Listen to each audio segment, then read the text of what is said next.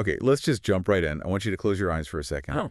I really want you to imagine the absolute, like, ultimate family nightmare. The worst of the worst. The worst of the worst. We are talking high stakes, nowhere to run, total emotional claustrophobia. You are trapped on a boat, a cruise ship to be specific, for 10 whole days. And you are stuck there with your incredibly overbearing, high-achieving family who, let's be honest, thinks you are a massive disappointment. Okay, I'm already stressed just thinking about it. But wait, it gets worse. Because it always, always gets worse. You are also stuck in a tiny, probably windowless cabin with your spouse, the spouse you are secretly divorcing. Oh, no. Spouse who, 3 months ago and who you haven't really spoken to since. And for the cherry on top, your family thinks you two are the perfect couple, and they have just assigned you a very, very special role in their vow renewal ceremony. It sounds like the plot of a psychological horror movie designed specifically for introverts, but it is actually the premise of Sunken Love, the new novel by Heather McBreen. And while it is terrifying in a, social anxiety sort of way, it's also a really fascinating exploration of what happens when the happy ever after just completely falls apart. Exactly. Yeah. It's this messy, chaotic, second chance romance. But before we get into the real weeds of it, I want to talk about the genre mechanics here. Because McBreen is playing with some real heavy hitters. We've got fake dating, but with this insane twist because they are actually married. Right. And we have marriage in trouble meets forced proximity on the high seas. For you, the listeners who might not be deep into, say, romance book talk or literary theory, can we just define the stakes of those specific tropes? Why do authors even use them together? Definitely. So marriage in trouble is its own whole subgenre. It's distinct. Unlike a standard romance where the main question is, will they get together? Here, the couple is already established, they have history, they have baggage. The question is, can they salvage what's been broken? It's so much heavier. It is. It's usually much higher angst because the characters have already hurt each other. The stakes are losing a whole shared history, not just like a potential future you were dreaming of. Right. It's not the thrill of the chase. It's the absolute terror of the end. Precisely. And then you layer on forced proximity. And that is exactly what it sounds like. The author physically traps the characters together in a space, a snowed-in cabin, a broken elevator, or in this case, a tiny cruise ship stateroom. The smallest space possible. So they cannot physically escape the emotional conflict. It completely strips away the option of avoidance. In real life, when you fight with your estranged spouse, you can leave the room. You can go for a drive. On a cruise ship in the middle of the Pacific, you have nowhere to go but deeper into the conflict. That sounds absolutely exhausting, but I have to admit, it also sounds like great reading. Today, we are going deep into the first 11 chapters of Sunken Love to really understand how two people who were once so obsessively in love can end up acting like total strangers, and maybe whether there's any hope for them to find their way back. And what I love about this source material and what McBreen does so well is that she isn't afraid to let it get ugly. She balances the rom-com hijinks, and trust me, there are plenty of hijinks with some really heavy themes. We are dealing with profound grief, the death of a parent, the crushing weight of family expectations, and just this total catastrophic breakdown of communication. Our mission today is to deconstruct those elements. We want to investigate whether Roslyn and Liam, our main characters, are actually falling out of love or if they are just, suffocating under the weight of everything else. Okay, so let's introduce the players in this beautiful disaster. First up, we have Roslyn Larsen. She is our narrator, and frankly, she is going through it. She's a romance author, which sounds dreamy, but her family views it as, like, a cute little hobby. Right, and that career choice is such crucial context because she's a former med school dropout, and she comes from a literal dynasty of doctors. Her grandfather is a renowned surgeon, her brother's an ER doctor, her sister is in med school. So Roslyn is the black sheep who walked away from the family destiny to go write books about love. But when we meet her, she's not even doing that. Not at all. She's not writing. She's suffering from this massive, crippling writer's block because her mother, who was the one person who supported her eccentricities and understood her creative spirit, passed away about a year ago. That grief is the engine driving this entire plot. It's just the background radiation of her life. And then there is Liam Woods, the husband, the soon-to-be ex. And oh man, if Roslyn is the black sheep, Liam is the golden fleece. He really is. He's a British gynecological oncologist and researcher. He's handsome, he's brilliant, he's polite. Roslyn's family is absolutely pathologically obsessed with him. Which just creates this incredible, unbearable tension. The central conflict is that they've been separated for 3 months. Liam moved out, but nobody knows. Roslyn has been lying to her family this whole time, making up excuses for his absence. Oh, he's at a conference, he's pulling a double shift. The classic excuses. She just cannot bear to confirm that she is, in fact, the massive disappointment they already think she is. The only person on earth who knows the truth is her best friend, Abby. So we have the setup. Let's get into the first segment, the pressure cooker. The book opens with a scene that honestly made me want to crawl under a table and just hide. The lasagna dinner. Oh, it is a masterclass in establishing family dynamics through pure discomfort.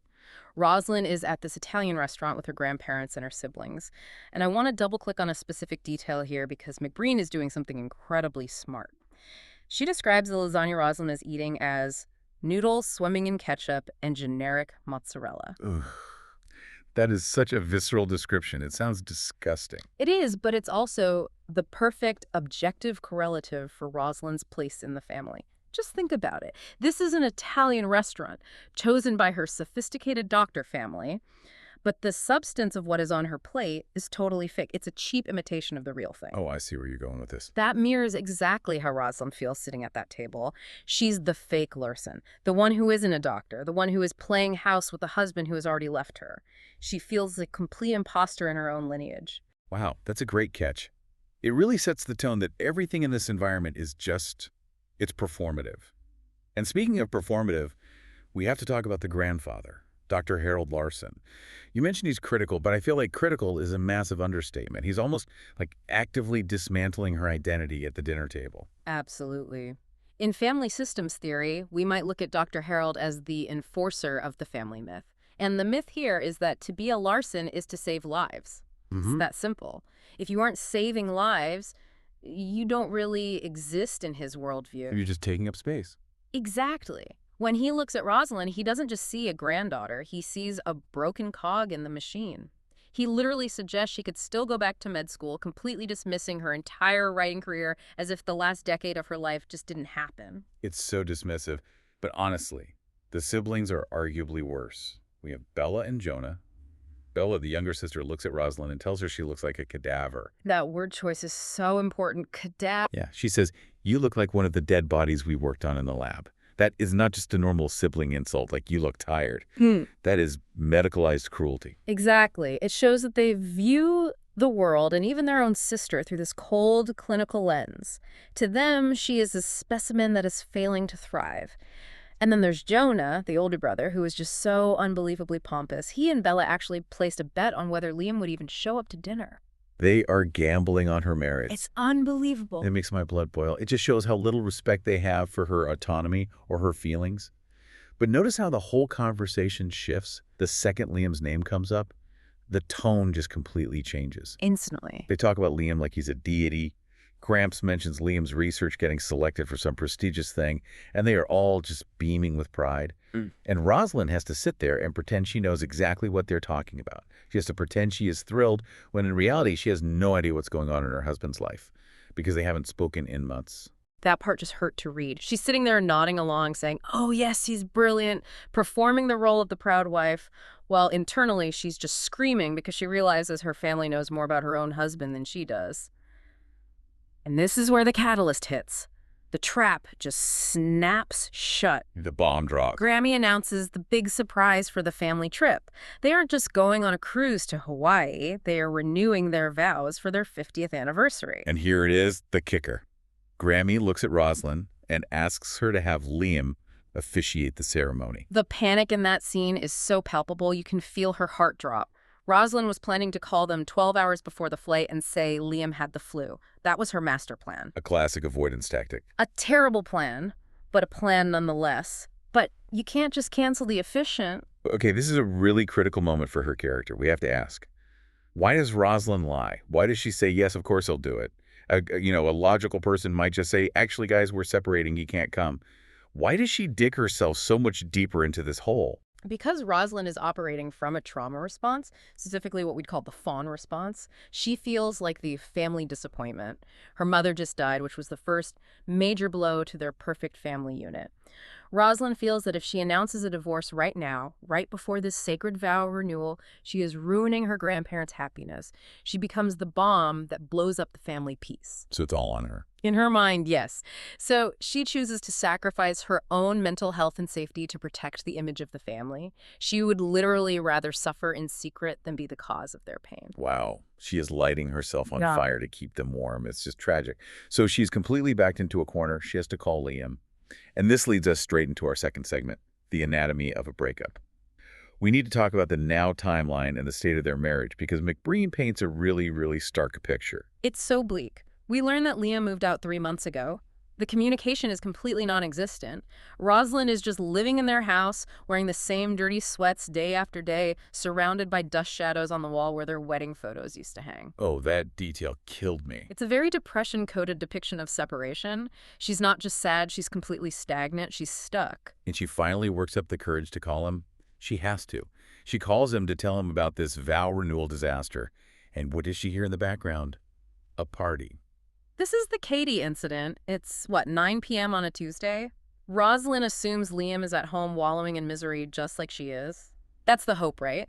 That he is just as miserable as you are. Of course. Instead, she hears laughter. She hears loud music. And then she hears a female voice, Katie, yelling, "Liam, get off the phone. Katie wants to do a shot with you." That name, Katie, just echoes in her brain. Who is Katie? Why is she referring to herself in the third person? Who does that? And why is she doing shots with Roslyn's husband on a Tuesday?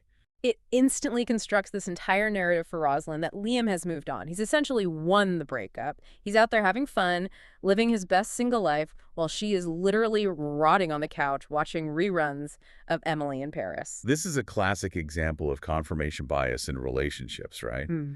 Roslyn already feels unlovable. She already feels like he left because she wasn't enough for him. So when she hears a girl's voice, her brain immediately fills in all the gaps with the worst possible scenario. Exactly. She doesn't stop to think, maybe it's a colleague, or maybe it's a cousin visiting from out of town. She jumps straight to, he has replaced me. And that narrative just gets reinforced later at the airport in a way that is just, it's devastating. Roslyn has to go into Liam's wallet to pay for coffee because her hands are full, and she finds condoms. 2 little foil packets, tucked right in there behind his credit card. That was such a punch to the gut for me reading it. I mean, they were married for 9 years. They haven't used condoms in almost a decade. Seeing them there, it's not just an object, it's a symbol. It is physical proof of a new life. Condoms imply premeditation. They imply safety with a stranger. In a marriage, you usually have a different kind of safety where those kinds of barriers aren't needed. Seeing those packets tells Roslyn that he is actively prepared to be intimate with other people. It's the final nail in the coffin of her hope. It cements her belief that he is completely done. But here is where the expert insight comes in, because we have to look at the other evidence. Roslyn is, at this point, a very unreliable narrator of her own marriage. She interprets everything as rejection. But there is a flashback in Chapter 2 that completely contradicts the idea that Liam hates her. I'm talking about the nightmare call. Oh, this scene is so crucial. A couple of weeks after he moved out, Roslyn had a nightmare about the car accident that killed her mother. She woke up in a full-blown panic attack, and she wasn't thinking. She just reacted. And who did she call? Liam. And what did Liam do? He didn't screen the call. He didn't text back, "You okay?" He didn't say, "Call your therapist." He came over immediately, in the middle of the night. And he held her until she fell asleep. He stayed with her. That is not the behavior of a man who has checked out of a relationship. That is the behavior of a man who still deeply loves his wife, but has absolutely no idea how to fix the broken parts of their relationship. That's it. He can offer physical comfort, but he can't offer the emotional bridge she needs right now. That distinction is so important. It really highlights the tragedy of it all. It's like two people screaming at each other behind soundproof glass. They're seeing two completely different realities. Roslyn sees abandonment. Liam likely just sees his own helplessness. And that creates a very specific kind of reader frustration. You just want to shake them both. But to understand why this silence is so devastating, we have to understand the noise they used to make together. We have to understand what the baseline was. Exactly. You can't mourn a loss if you don't know the value of what was lost. Yeah. And McBreen is so smart here. She doesn't just tell us they were happy. She transports us back 9 years to show us. Which brings us to the then timeline, segment 3. Why they fell in love. Or how they fell in love. We get this flashback to 9 years ago, the meet cute. And let me tell you then, Liam is a whole vibe. The contrast is just, it's striking. We meet them at a dive bar. It's a double date setup. Roslyn is with some boring guy, and Liam is with Roslyn's roommate's friend. And Roslyn is wearing a green tube top that she hates. She feels totally out of place. She's just uncomfortable in her own skin. Yeah. And in walks Liam. He's tall, he's British, he's shiny. She describes him as looking like a marble statue in a room full of plastic. I love that line. But the connection isn't just physical. It happens when they bond over the fact that they don't fit in. Liam admits he has no friends because he's completely consumed by med school. And then Roslyn admits her big secret, that she just dropped out of med school. A huge secret for her. She's terrified to tell anyone, especially in her family's world, but she tells this total stranger. And his reaction is just everything. He doesn't judge her. He validates her. He asks her, whose dream was it? And when she says she wants to write romance novels, he doesn't laugh. He tells her he loves romance novels. Yes. He admits he learned anatomy from his mom's old bodice rippers. It's so charming. It's such a crucial character beat. It establishes Liam as someone who respects Roslyn's world. Unlike her family, who sneer at romance as a silly genre, Liam embraces it. He bridges that gap between the intellectual medical world and the emotional creative world. He's the only one who sees her value outside of medicine. He gives her permission to just be herself. And the chemistry. Whew. We have to talk about the pasta date. This is their second date, technically. Liam invites her over to make lasagna, but he makes everything from scratch. Everything, including the pasta. The scene is this deliberate, wonderful reenactment of the pottery scene from the movie Ghost, but with dough. He stands behind her, pressing his hips into her back to help her knead the dough. It's incredibly intimate. And it's funny, he's wearing what Roslyn calls a slutty little towel over his shoulder. They're joking about it. The banter is just top tier, but then it shifts.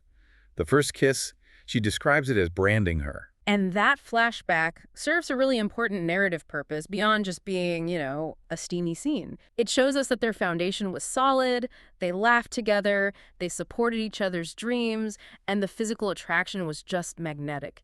It proves that the estrangement isn't because they weren't right for each other, it's because life happened to them. That's a great way to put it. It makes the tragedy of the now timeline so much sharper. It shows us that they aren't enemies, they are two people who completely lost the map. Absolutely. So let's get back to the now. Roslyn has to somehow get Liam to agree to this insane plan to fake their marriage for the cruise. Segment 4, the agreement. They meet at their old coffee shop. And it's so awkward. Liam is late, he's cold, he's distant. He has a beard now, which is new, and he says he's cut out sugar. He's basically new Liam, an upgrade. Use reboot Liam. Yeah. And Roslyn asks him to fake the marriage for the cruise, and initially, he thinks she's insane. Rightly so. Of course. Okay. But she's smart. She plays the Grammy card. She knows Liam loves her grandparents. And this is key. We find out that Liam is estranged from his own parents back in England. He hasn't seen them in over a decade. The Larsens are his only real family. So he agrees, but he sets these conditions, and they are just brutal conditions. Rules. Oh my God. No kissing. Taking turns sleeping on the floor versus the bed. Which is just a logistical nightmare in a cruise ship cabin. And my personal favorite, cordial behavior only. It's so clinical. He's treating their 9-year marriage like a business contract. He's building walls. He's trying to protect himself. If he engages emotionally, he might get hurt again. So he keeps it strictly transactional. Cordial is a safe word. It means polite, but not intimate. But then the airport happens. And the walls start to crack almost immediately. We have to talk about the revenge dress. Ah, yes, the Princess Di vibes. I loved this part. Roslyn shows up at 6 in the morning wearing a very short little black dress. She calls it her empowered, sexually liberated woman look. Liam calls it an escort look. He's lashing out because he notices. That's the entire point. He's visibly affected by it. And Roslyn notices that Liam has changed too. He has the new beard. He has abs now. New single Liam has been hitting the gym. They're both wearing armor. That's exactly what it is. Her armor is the dress, his armor is the cold detachment and the physical transformation. They're trying to signal to each other, I don't need you, I'm better off. But armor doesn't stop secrets from coming out, does it? Segment 5 is all about escalation. Because it's not just a fake dating plot. There are landmines absolutely everywhere. Secret number 1, the divorce papers. This happens at airport security. Roslyn drops her bag, everything spills out, and Liam sees the papers. It's a massive reality check. Until this moment, I think the divorce was still theoretical for him. Right. Now he sees the manila envelope, and he assumes she brought them because she is eager to finalize it. Which is just heartbreaking, because the real reason she brought them is that she couldn't bear to look at them alone at home. She's dragging them around with her like this security blanket of misery. She can't sign them, but she can't let them go either. Precisely. And then we get secret number 2, which is a total bombshell. Roslyn snoops on a notification that pops up on Liam's phone. The email. He has a job offer from the Institute of Cancer Research in London. This just raises the stakes astronomically. Roslyn thought they were just separating, living in different places in the same city. This signifies a permanent exit. He is planning to leave the country. He's moving back to England. It means there is no coming back from this. It's not just, I'm moving to an apartment downtown. It's, I'm deleting our entire life and moving 5,000 miles away. She just spirals. But she can't say anything because she wasn't supposed to see the email. But then Liam drops secret number 3, and this one. Okay, I have to stop you here, because when I read this part, I actually got angry at Liam. It felt genuinely cruel. He knows they are divorcing. Why on earth would he tell her grandparents they are trying to get pregnant? The baby lie. Yes. Is he just a coward? Or is he sadistic? That involves a hypothetical human being. I think that's a completely fair reaction, and I'm sure a lot of readers probably wanted to throw the book across the room. But let's try to look at it from Liam's psychological profile. He's a people pleaser, specifically when it comes to the Larsens. When Grammy is looking at him with those big, hopeful eyes, asking for a great-grandchild, he isn't thinking about the logic of the divorce. He's just reactive. He's thinking, I cannot break this old woman's heart. He prioritized the immediate emotional safety of the grandparents over the long-term reality of his marriage. It's a huge flaw, certainly, but it's a flaw born out of a desperate, deep-seated need to belong. But it complicates everything. Now, the family isn't just watching them for signs of marital bliss. They are watching for signs of procreation. It makes the whole fake dating thing 10 times harder, and it leads directly to the mile-high misunderstanding. Oh, this scene is classic farce. But it's grounded in such deep physical tension. They're on the plane. Roslyn needs to pee. She tries to climb over his sleeping Liam. And then turbulence hits. And she spills gin all over his crotch. Of course she does. It forces them into the tiny airplane bathroom together to clean it up. And suddenly, that cordial agreement just goes right out the window. The proximity, the enclosed space, it just breaks the Cold War. McBreen writes this tension so well. Roslyn is on her knees, scrubbing his pants, which, let's be honest, is a choice. The definite choice. And the plane shifts again, throwing her into his arms. And for a second, they aren't enemies. They aren't strangers. They're just Roslyn and Liam. The body remembers what the mind is trying so hard to forget. It's pure muscle memory. Physical intimacy was a huge part of their relationship. Being that close just reactivates all those pathways. It bypasses the logic of the brain and goes straight to the nervous system. But then the door opens. And Bella is standing right there, of all people. Roslyn's sister sees them stumble out. Liam has a very conspicuous wet spot on his crotch. Roslyn looks completely disheveled. Bella immediately assumes they just joined the Mile High Club. And Liam plays along. He puts his arm around her. It's perfect improv, but it just digs the hole so much deeper. Now, Bella thinks they're having this wild, passionate sex, when in reality, they're barely even speaking. It creates this delicious, dramatic irony. The external perception is passion, while the internal reality is just devastation. So finally, they arrive in Hawaii, segment 6, Arrival in Paradise. They get on the cruise ship. It's this massive floating city. But their room... It's tiny. I mean, so tiny. The bed takes up like 85% of the room. Yeah. The reality of their floor versus bed agreement sets in immediately. There is literally nowhere to hide from each other. And we get this little moment of emotional vulnerability. Liam asks her if she is sleeping better, referencing the nightmare she had. He shows genuine concern. And Roslyn just shuts him down. She says, "We're alone. You don't need to pretend." And Liam pushes back, "I'm not pretending. This right here is the crux of the entire issue." Roslyn has convinced herself that any care Liam shows is an act or just an obligation. She cannot accept that he might still love her. Why not? Because that would mean she has to face the fact that love wasn't enough to save them. Oof.